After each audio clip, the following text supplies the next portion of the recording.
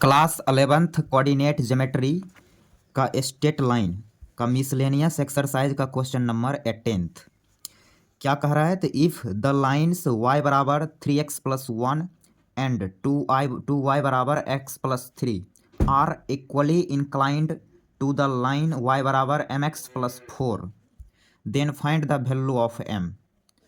तो यहाँ पर बोला है एक लाइन ऑलरेडी है y बराबर mx+4 जिसके साथ ये दोनों बराबर झुका हुआ है, इंक्लाइंड है। तो हमें m की वैल्यू बतानी है। m क्या है तो यहाँ गौर से देखेंगे तो m स्लोप है इस लाइन का। क्लियर। तो आइए हम इसको स्क्रीन पर लेते हैं। तो ये क्वेश्चन नंबर 18th। तो यहाँ से सॉल्यूशन समझना स्टार्ट करेंगे। तो एक लाइन यहाँ पर ऑलरेडी दे रखा है। तो ये रहा लाइन, इसकी इक्वेशन y बराबर mx+4।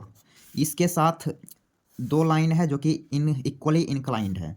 जैसे ये हो गया तो यहाँ मान लेते हैं अल्फ़ा बनाया, तो एक दूसरा लाइन ऐसे जाएगा और मान लेते हैं ये बीटा बनाया। तो क्वेश्चन में बोला है इक्वली इंक्लाइंड है, तो अल्फ़ा बराबर हो जाएगा बीटा के। क्लियर। और इस लाइन की इक्वेशन भी दे रखी है, y बराबर 3x+1 एंड 2y बराबर x+3। क्लियर। तो हमें m की वैल्यू बतानी है। तो यहाँ से समझना स्टार्ट करेंगे। दोनों साइड 10 ले लेते हैं। तो यहाँ से ये हो गया 10 अल्फ़ा बराबर 10 बीटा। क्लियर। यदि हम यहाँ से इसकी स्लोप m1 बोले तो m1 क्या मिलेगा, इसकी स्लोप 1/2। और इसकी स्लोप को m2 बोले हैं, ये आ गया m। और इसकी स्लोप को m3 और ये 3। क्लियर। थोड़ा सा हम स्लाइड करेंगे। अब क्या है 10 अल्फ़ा हमें बताना है। 10 अल्फ़ा मतलब इस एंगल का 10 ले रहे हैं, angle between this one line, ये दोनों लाइन के बीच का एंगल अल्फ़ा।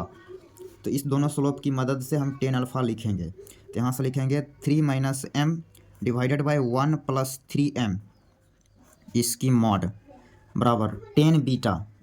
10 बीटा क्या है, इस दोनों लाइन के बीच का एंगल, तो इसका 10 ले रहे हैं। तो फार्मूला लगाएंगे m - 1/2 क्लियर। फिर whole divided by 1 + 1/2m। Clear. तो यहाँ से नेक्स्ट स्टेप यहाँ से लिखना स्टार्ट करेंगे। 3 - m डिवाइडेड बाई 1 + 3m इसकी मॉड बराबर एलसीएम लेके 2 काट सकते हैं, तो यहाँ से आ जाएगा 2m - 1 divided by 2 + m। Clear. तो यहाँ से फिर हमें स्लाइड करना पड़ेगा। तो हमने स्लाइड किया। यहाँ से जब मॉड हम हटाएंगे तो ये लिखाएगा 3 - m डिवाइडेड बाई 1 + 3m बराबर plus minus 2m - 1 divided by 2 + m। तो एक बार प्लस लेके सॉल्व करेंगे और एक बार माइनस वाला केस लेके सॉल्व किया जाएगा, क्योंकि एक प्रॉपर्टी आप पढ़े होंगे, जैसे मॉड x बराबर मॉड y रहेगा तो हम x बराबर लिखते हैं +- y या y बराबर +- x। तो वही फंडा यहाँ अप्लाई हो गया है। तो हम यहाँ प्लस वाला केस लेके आगे सॉल्व कर लेते हैं। तो ये हो गया 3 - m डिवाइडेड बाई 1 + 3m बराबर 2m - 1 divided by 2 + m। Plus वाला केस उठाया गया है, क्रॉस मल्टीप्लाई करेंगे तो ये डाटा इससे मल्टीप्लाई करेगा। तो यहाँ से लिखेंगे 3 - m इंटू 2 + m बराबर 2m - 1 इंटू 1 + 3m। क्लियर। ये हो गया 6 + 3m - 2m -m²। और ये इसी करेगा तो 2m + 6m² -1 - 3m। क्लियर। तो यहाँ से सारे टर्म को एक साइड लाएंगे तो 6m² ये -m², ये इस साइड आएगा तो माइनस का 7m²। क्लियर। नेक्स्ट -7m² यहाँ से आ गया और ये क्लियर। सारे टर्म को एक साइड लाइए, then minus m square plus 2m plus 7 बराबर 0।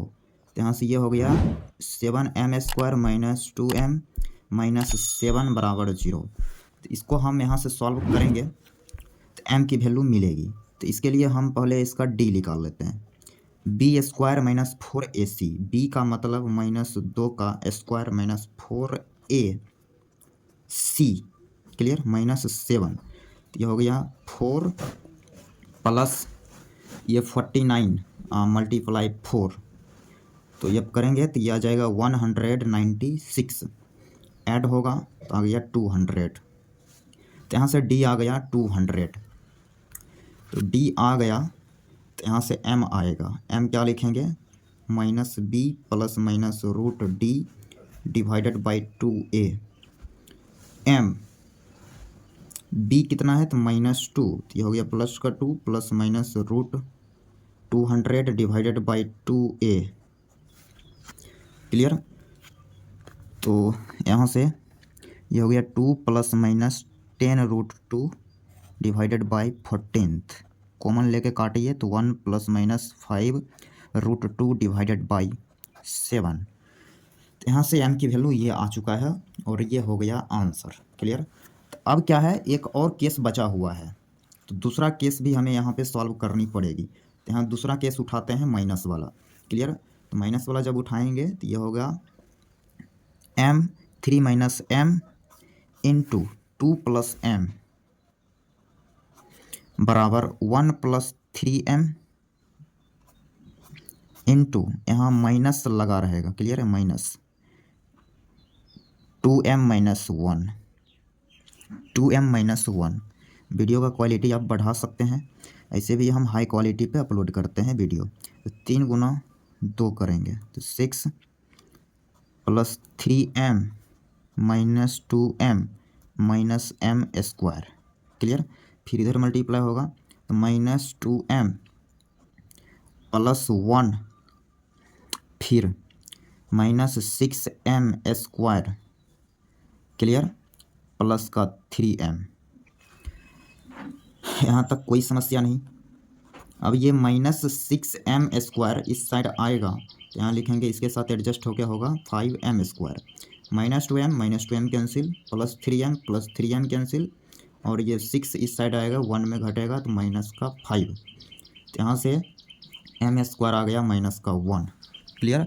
अब ये पॉजिटिव टर्म है, ये निगेटिव टर्म है। किसी भी चीज़ का स्क्वायर कर रहे हैं, पॉजिटिव या निगेटिव, तो पॉजिटिव निगेटिव के कभी बराबर नहीं होगा, तो इसलिए यहाँ से m की वैल्यू मिल जाएगी 5, मतलब कुछ नहीं। तो m का यहाँ से ही सिर्फ मिलेगा, प्लस वाले केस को ही सॉल्व करने से सिर्फ m मिला, तो यही होगा आंसर। उम्मीद कर रहे हैं ये क्वेश्चन आप अच्छे से क्लियर कर लिए होंगे।